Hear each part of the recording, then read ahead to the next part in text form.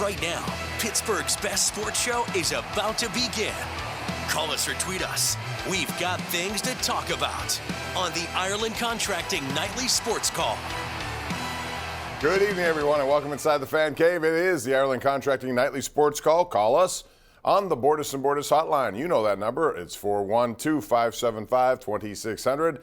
We're going to call Andrew Fillipponi into the broadcast as we do every Monday and Tuesday. He's up at the Fan Studios, where I'm sure it was a very interesting day. We saw a lot of activity on the illegal tampering day, not unlike last year, although last year the Steelers made some really big signing, or big for them, all at once, like four in the first day of business, announced on Wednesday of that week.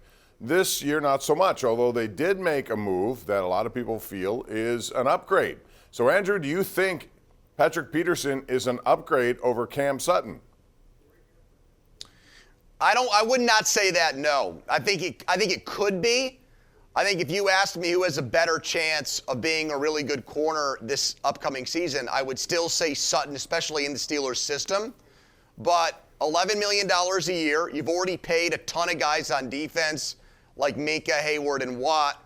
And with Peterson, you know that he can be a lockdown, shutdown player. He's been in that in the past. He's one of the greatest corners in NFL history. He's a first ballot Hall of Famer. He had a renaissance year last season in Minnesota. He signed a prove-it deal, Bob, and he had 5 interceptions. One of them was a big interception late in the game against Buffalo to win that big game on the road. Their defense was atrocious. It was awful, but Peterson was one of the few bright spots in it. So I like it because it's out of the box for the Steelers. They usually shy away from older guys, but I like that they took a chance. Instead of signing a guy in his mid-20s who has no potential to be great, they went with someone who has a history of being a great player. So all things considered, if you're going to lose Cam Sutton, Bob, I think this is the next best thing. And for those of you wondering, 32 going to be 33, but last year, Andrew, he also played in every single game. He started every single game, and he led them in interceptions, and that's not bad for a 31-year-old. The Steelers, by the way, didn't cost all that much. I think it's $6 million in guaranteed, 2 years, $14 million. That's very doable for a team that needed a cornerback, which raises the question now, do they still draft one? And if so, is it Joey Porter Jr., or maybe they wait on him? I've seen a couple of draft mocks now that indicate he may have fallen a little bit. I don't know if that's true or not. It depends on how things work out. What would you do with 17 right now? I would not take a defensive player there unless somebody like Jalen Carter, who would be too good to pass up on, fell to that spot and you're just like, man, this guy's a top 5 talent. He's a generational player. He's too good to say no to. You know, that's how they drafted David DeCastro. They didn't go into that draft looking for a guard, but he was so highly rated they had to take him at that pick.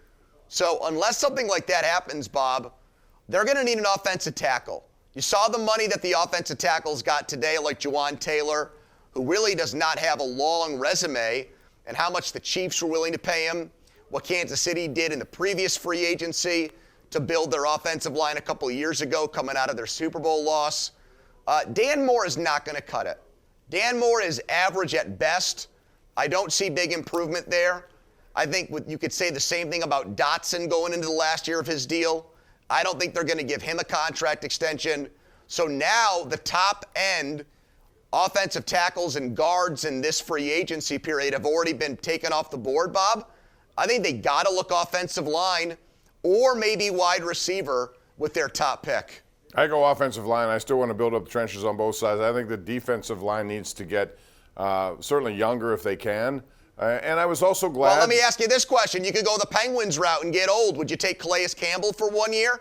I'd take him over Larry Ogunjobi. I would take Campbell for 1 year, baby. If for 1 year How many only. blocked field goals? He's Yeah, going to put that points. big hand in the air, right? He does that all the time. If you need an extra point block, that's your man. Anyway, we'll get into some other signings today.